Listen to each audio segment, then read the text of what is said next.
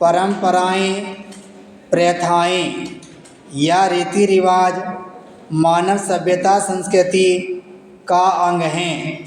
ऐसे में किसी भी सामाजिक परंपरा, प्रथा या रीति रिवाज को अपने मूल रूप में एकदम अपवित्र या अभिशाप नहीं कहा जा सकता।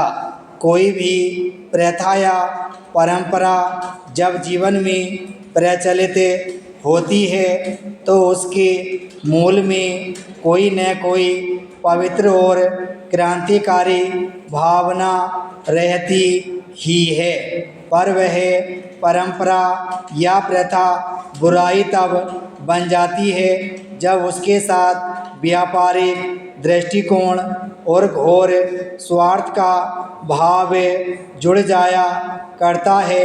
भारत में इसी व्यापारिक दृष्टिकोण और स्वार्थवाद ने ही दहेज जैसी पवित्र सामाजिक परंपरा को एक प्रकार का जीवित अभिशाप, जलता हुआ नरक बनाकर रख दिया है।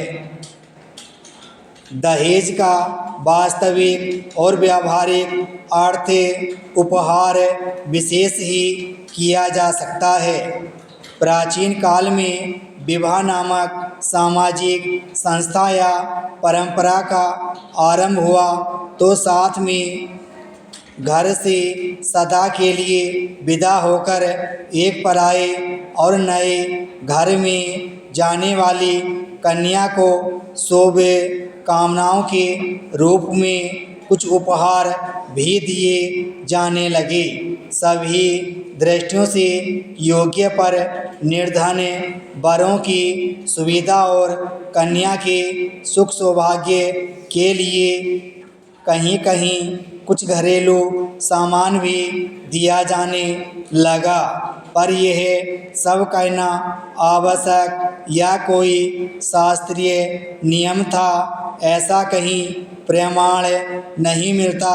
हाँ, जैसे जैसे सामाजिक जीवन का विकास होता गया, जीवन और समाज में सामंती प्रथाएं आती गईं। यह प्रथा धीरे धीरे रूढ़ होकर एक प्रकार की अनिवार्यता बनती गई।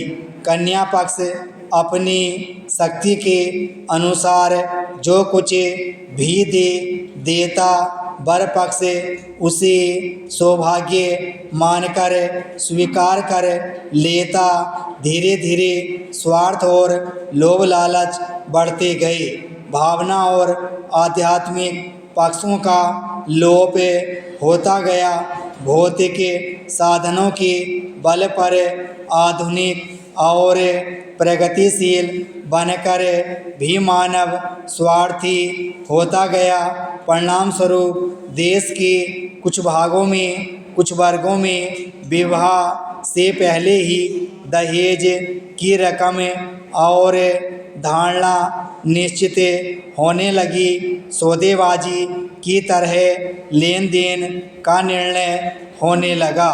यानी बरपक्ष के लोग यह बात भूलकर कि उनकी भी कन्याएं हैं, अपने लड़कों का मोल तोल करके ऊंची रकमें और साज सामान खरीदने लगे। एक सामाजिक मान्यता और प्रतिष्ठा के रूप में इस सब का प्रदर्शन और प्रचार भी बढ़ा चढ़ाकर किया जाने लगा। परिणाम स्वरूप एक अच्छी प्रथा और परंपरा सामाजिक जीवन के लिए अभिशाप बनती गई।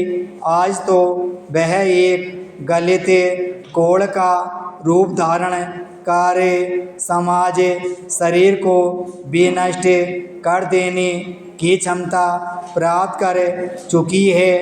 भारत के स्वतंत्र होने से पहले तक तो लोगों की आंखों में फिर भी कुछ लिहाज, शर्म, कुछ सामाजिकता की भावना और कुछ मानवीयता थी।